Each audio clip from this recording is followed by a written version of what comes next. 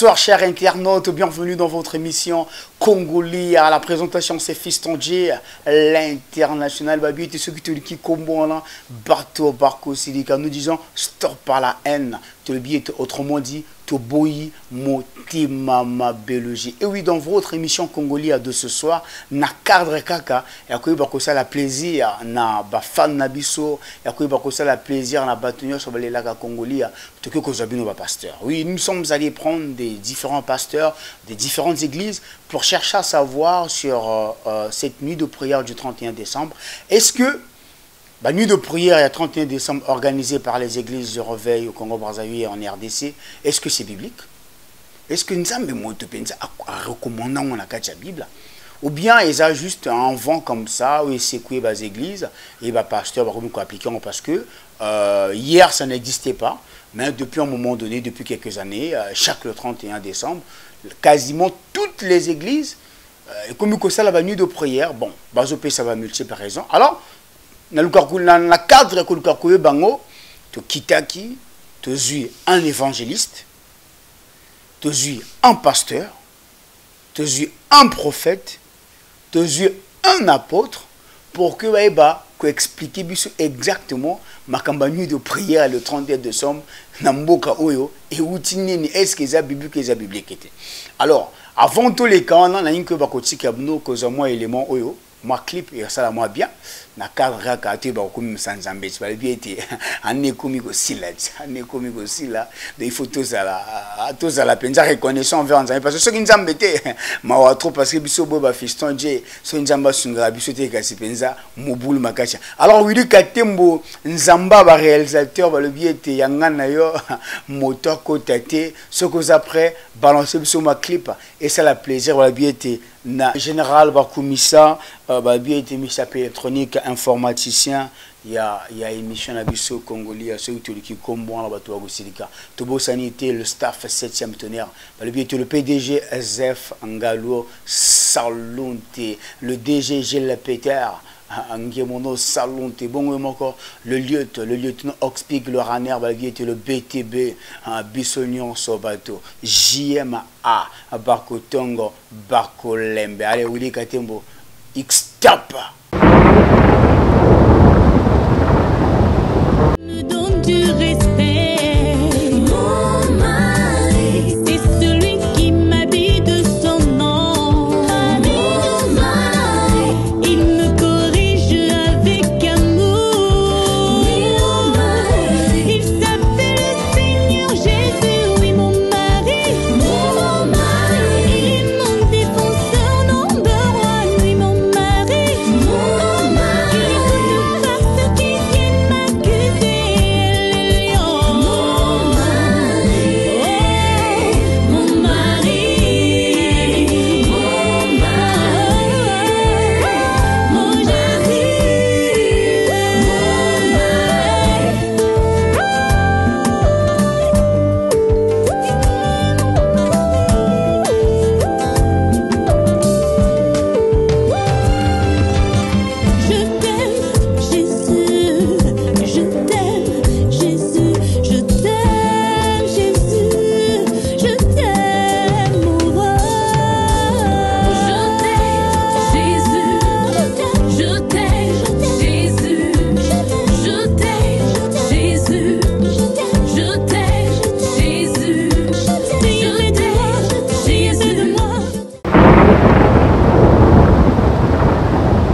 Merci à toi Willy Katemo pour ce beau clip pour vu que ça la plaisir n'a pas vrai chéri.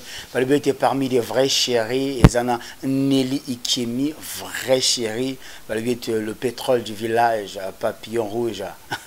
Salonte à toi aussi chez la biscuit le était vrai chéri.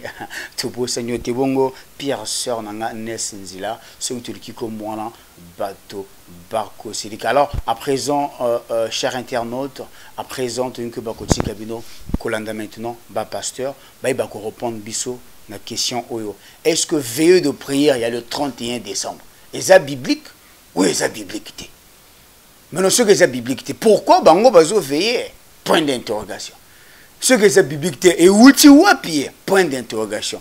Bango ba bien église de revers intima magamoke kité. Mais mon pépé oyo et outil wapi. Alors Willy Katimbo Nzamba ba réalisateur wa bien yangana yo mota kotate. Ce que après X tapa. Bit mes alités selon calendrier romain. Tous en a 365 jours, na 365 nuits. Nous les chrétiens, et à peine à moutou à Zosalake, dans 365 jours à Nizokoma, 365 nuits et commis, moutou à Zosalake, Tokomana Dangwana, il faut te glorifier. C'est le Seigneur Jésus-Christ à Batelebiso. Banda, par exemple, le 1er janvier, on a un selon calendrier romain. Tant que bandit, dès le premier jour, tu commis à 365e jour, tu as Kabwana, netisiko dans quelques jours, tu as Kotanane Yasika. Avant tous les Kanane Wana, tu as Kotana Oyasika, Nenga Batela Kabiso. Donc il faut te commissailler, il faut te payer le coup parce que Yenda Salibiso Tozala, ce qui y a l'ingagate. Tout se retrouver. Donc, ils ont la date moko, mokolo moko, oyo mutunyo surtout, azota la comment zamba tambusiye, comment zamba batelier, ba makama ebele a échappé nango, ils ont la batubile ba échappé na ba accident, na ba hôpitaux, mais zamba bateli bango quand même ba kufite journée wana, o tozali kusala traverser ya kokende ane mususu, to préféra kamingi. Pour adorer, pour élever Zambé, pour être commis biso na année Yassika. Ah, merci beaucoup, monsieur le journaliste. Papa n'a pas c'est la question. Il y a une surprise vraiment pour l'Angaï, mais la répondre à la connaissance à Boyebi, en tant que prophète Lanzam la Yebi. Mais la carte d'écriture, la carte d'écriture est nulle part. Que chaque le 31, il y a fin de l'année, il faut que tu vas la veille de prière, la nuit de prière, et ça pensate. Mais pour Nangaï, tout ça, la nuit de prière, réveil, la nuit de prière. Il y a une église, monsieur, il y a le 27, le 28, le 29. Monsieur, le 30, ça le veille de prière, le 31, la banda. Monsieur, ça va fêter que le 24. Moteloko Langaï, le 24, dans la nuit de prière, on a préparé le 31 décembre. Mais le 31 décembre, c'est pour la doctrine. Le 31 décembre, il y a le choix, on a montré qu'il y a le fin de l'année. Il y a le fin de l'année, où il y a le 31, tu basculer le 1er, il y a 2020. Donc, ça veut dire que l'année où tu as le 31 décembre. Maintenant, ce qui attend, c'est le nuit de prière, le 28, le 27, le 29, pour l'Angaï, à Nenane Sidité. Malgré que tu as souka mobu, mais là tu continues 2020. Tu continues 2020 seulement en esprit. Mais na quatre la réalité là tu continues. Donc tu continues le 31 décembre, nous de prière le 1er autosa au bima l'église, nous se basculer déjà en 2020. Nous année à ce quand autosa continue de bandi, tu continues à l'enzame tu bandi une bonne marche. Bon, il dit de réveil. Ils ont veillé le 31 décembre. Je crois que veiller, ils apportent une grande décision. Hein, dans Luc 6, 12, on dit que Jésus veilla pour choisir les apôtres. Donc, pour les apôtres, il fallait veiller les Kolangomba. Tant qu'on peut les Yaka, n'est-ce pas? Il fallait veiller les Kolangomba. Et à l'obéna des disciples que vous veillez et prier afin que vous ne tombez pas dans les tentations. Donc la veillée, c'est fait pour prendre les grandes décisions. Donc si nous veillons le 31, ce n'est pas parce que tout le monde le font, non. Nous avons veillé le 31 parce que année sili, il faut que banda année mosusu toyebi makambo yo ezo yaka na newanati année sikate. Donc il fallait qu'on veille, n'est-ce pas, pour éviter la tentation to ko yaka na ne yasika. Donc c'est comme ça.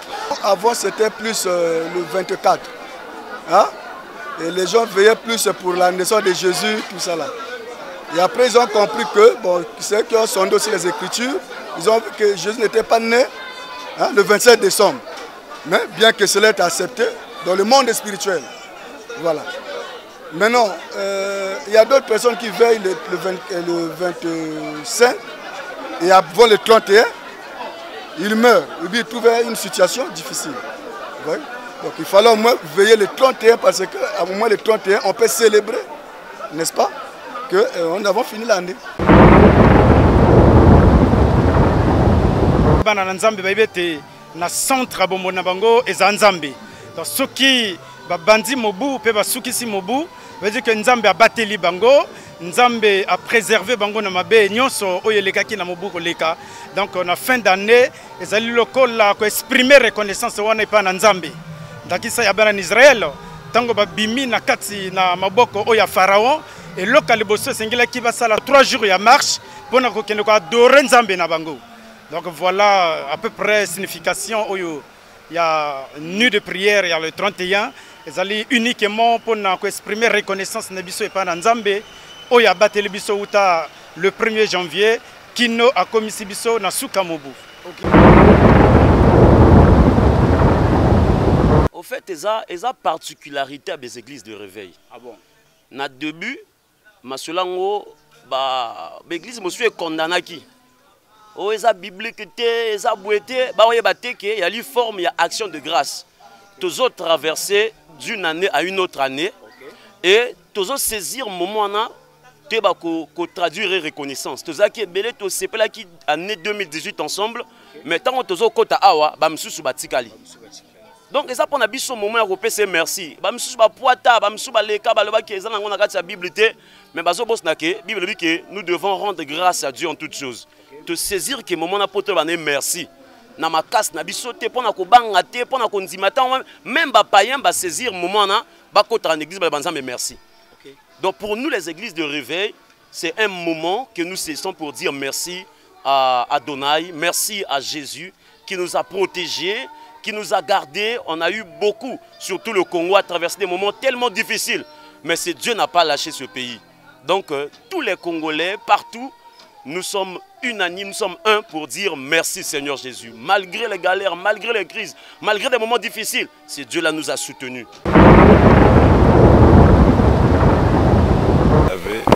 Lilo Banzambe, Denge Etindami, et ça a évolué. Maintenant, ce n'est pas une recommandation, ce n'est pas écrit dans la Bible. Mais dans la Bible, il y avait le Seigneur Jésus-Christ qui avait guéri 10 lépreux. Et parmi les 10, il n'y a eu qu'un qui était venu pour le remercier, pour dire Seigneur, merci de ce que tu as fait parce que j'étais lépreux et tu m'as guéri. Et Jésus a demandé, mais où sont les 9 autres? Où sont les 9 autres? C'est-à-dire Jésus avait besoin que les 9 autres viennent le remercier. Ce n'est pas un mouvement. Dans l'église de réveil, mais c'est un signe de remerciement.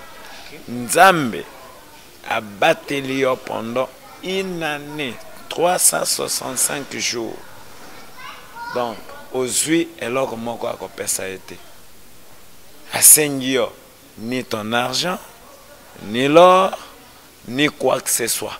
Mais, pour nous remercier, il y a un autre veiller. Boutou mobimba ponaye parce que dans la Bible aussi c'est écrit Jésus-Christ tango amataki na montagne à transfiguration d'abord tango alingaki d'abord akende na croix pona kokufa ayebisaki baye koleki est-ce que bokoki ko veata une nuit pona ngate. Donc la nuit de prière se recommandait aussi dans la parole, mais pour les 31 c'est pas recommandé mais c'est un signe de remerciement. Ok, alors pasteur, maintenant, tu nous as un peu quel est le message phare ou capital au Nzamba Pessio pour le peuple de Dieu pour cette année 2020. Merci beaucoup. Vous savez, monsieur le journaliste, chaque serviteur de Dieu ou chaque prophète, il ne peut pas manquer un message pour son peuple. Mais pour le peuple de Rehoboth,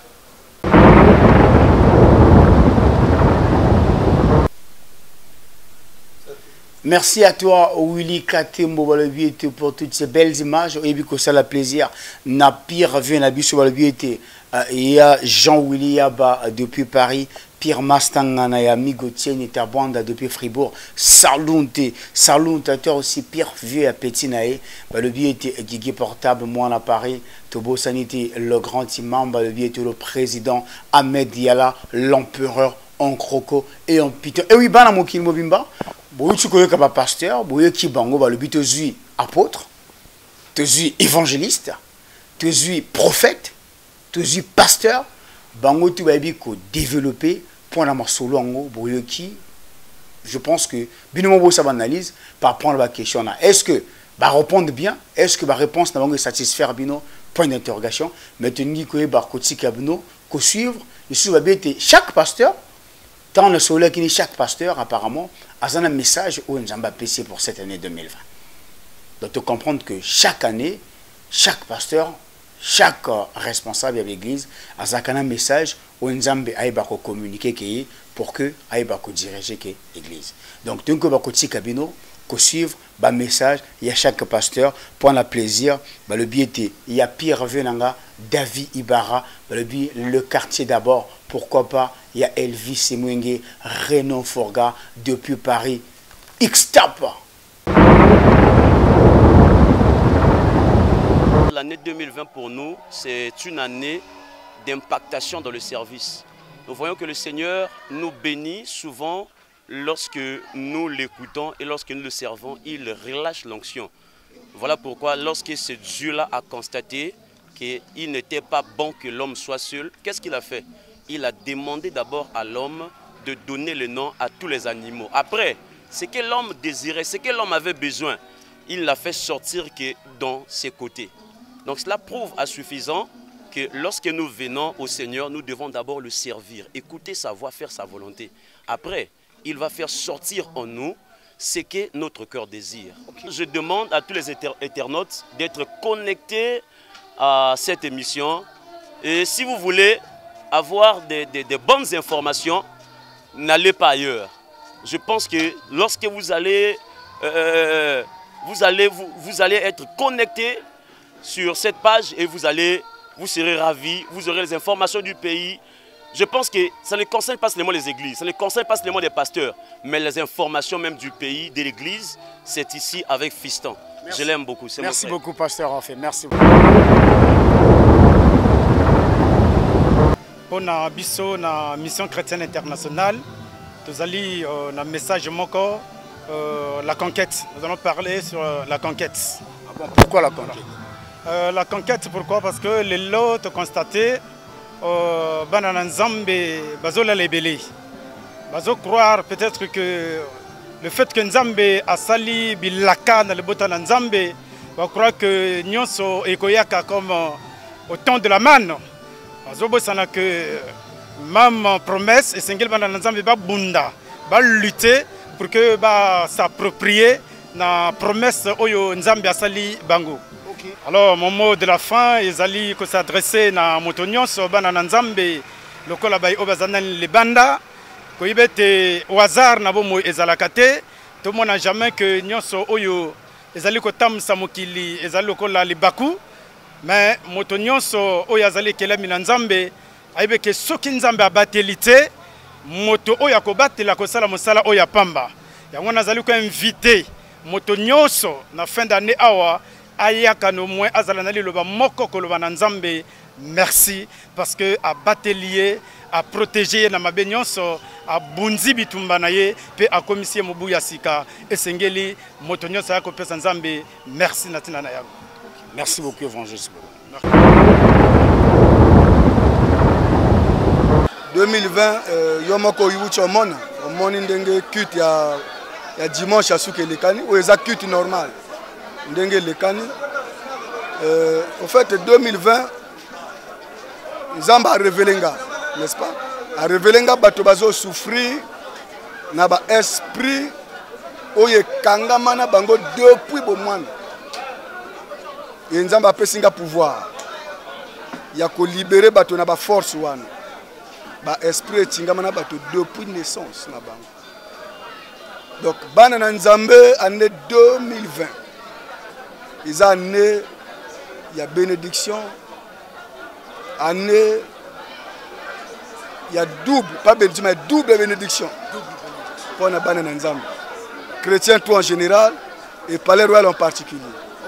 Bon, pour la Batoto Bazo Landabiso, je peux dire que l'église de réveil doit prendre ses responsabilités. Hein? Et comme l'église Oyo, Batoba Komi Koseka, Batoba Komi Ochola, mais l'église de réveil est yi pour na ko bongisa.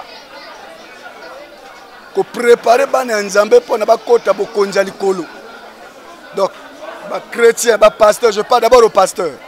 Ba pasteur ba koma, ba job ba responsabilité parce que le temps n'est plus. Joseph Koyaka, ba pasteur, tout ba job responsabilité na bango, ba jongisa, ba jonga na bo Nzambe réel. Donc l'église de réveil ça trop désordre, n'est-ce pas? Na bo rébellion, koluka bambongo, koluka hein? Vraiment désordre. Donc d'où toi on a besoin de désordre. Tu dis que toujours côté 2020, l'église a réveillé, il faut zonga nanjela. Jésus-Christ a appelé sa mission pour Nambongote. Après sa mission pour na ba partenaire yeba za la sauver. Mokolo ya koyaka. Donc toi tu as plus mbongo to tia na libosote. Toi tu as plus de matériel to tia na libosote. Toi luka plus bonzambe. Et ba to bazo détruire makambwana c'est les pasteurs. Ba passer mo bazo sa makambwana. Donc ba passer ba jonge la bonzambe. Voilà, c'est ce que je peux dire au peuple de Dieu. Merci, merci. Message clé nanga eza jubilé parce que bato ebele babandai koza katena captivité ya bombo ya satana, bombo ya makambo ebele, diable allié ke bango na beaucoup de choses, ba maladie, mais année oyo tozokota 2020. Donc eza année de jubilé, commençons par moi-même et na peuple onzamba pesna kamba bango et pour le peuple universel, pour tous les chrétiens. Message ont concerné bana nzambe nyoso ke année oyo eza année ya jubilé. Donc moi na nzambe nyoso oyo azalaki sous les liens de l'ennemi a proclamé jubilé et moko. Jubilé ça veut dire délivrance. Jubilé ça veut dire acclamation. Quand une personne était liée sur quelque chose et quand tu reçois sa libération, il doit que jubiler. Mot de la fin pour na batonyoso bazolanda biso na tango yo. Donc tozako se préparer 31 décembre nuit de prière. Eza na 4 églises a na 31 na 11 Richaba sur l'arrêt SGC. Pour na toya ko jubilé na bino année 2020.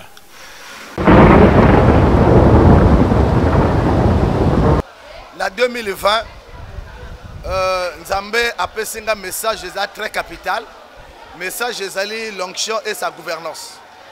L'onction et sa gouvernance, on a parlé dans le Libota Nzambe na nuit de prière le 31 décembre parce que l'inspiration est vue dans la réalité où on va vivre dans 2019. En 2019, bato belé baleli de moi pe ma réalité na mboka na biso. Et vraiment ma métier ma bato tunisa makasi ba moyen de conditions là qui vraiment dur. Et là qui vraiment passe à tout au côté de place, au côté de la taxi, au côté de la bus, motonyo surtout azo lela. Que vraiment vie ezo simbate. Mais nzamba lobi langa que année il y a 2020, il y a l'année oyo libota la nzamba nyo sauter ko se réjouir. Ba nzamba ko sepela. Et c'est l'année à gouvernance et année à biso auto gouverner en tant que bananzam.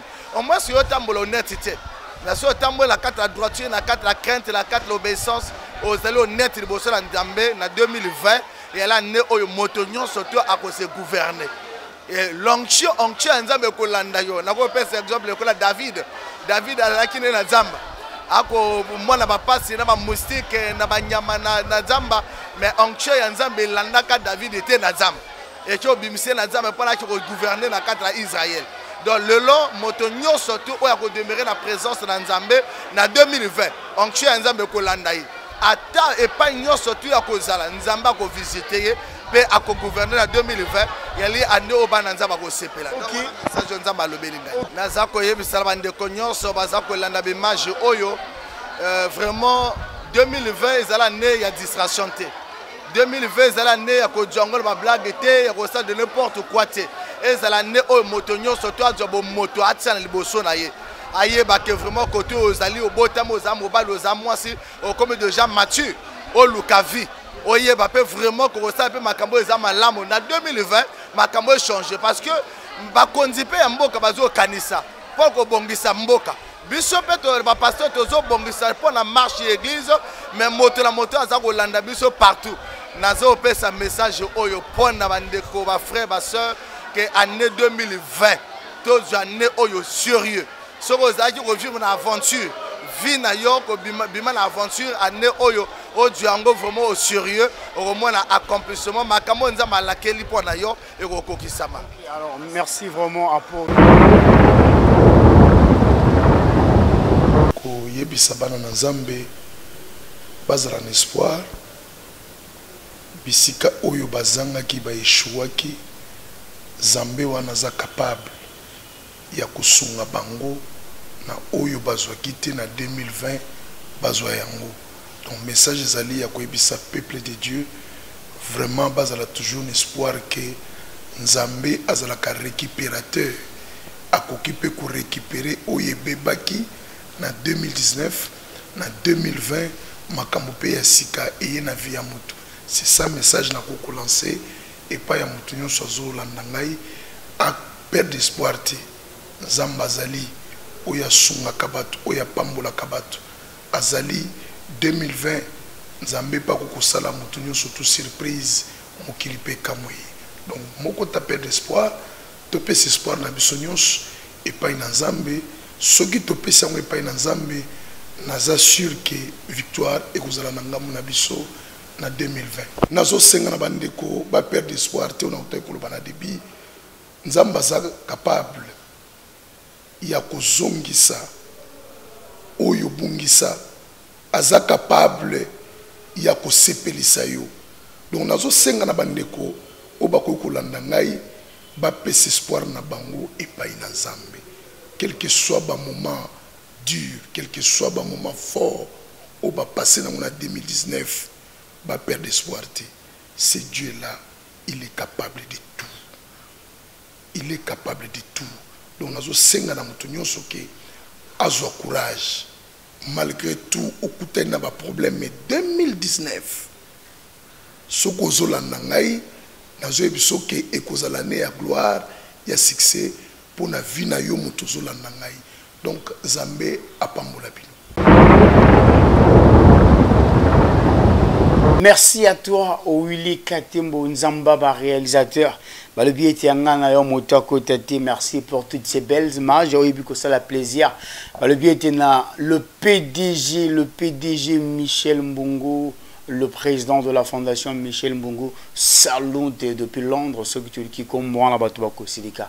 La bosanité Pierre Via Petit, mon colonel Serge Oboa, salon de Vienangaï, ceux qui comprennent la Batouako Silika. Bongo, Bana, États-Unis, maître Alvin, maître Gide, n'a coûté la mieux, salon. Oui, et puis que ça la plaisir à bien été na Christopher Mambote Aigle depuis les États-Unis, pourquoi pas Marcus Lacoste depuis Paname, ceux qui comprennent la Batouako Silika.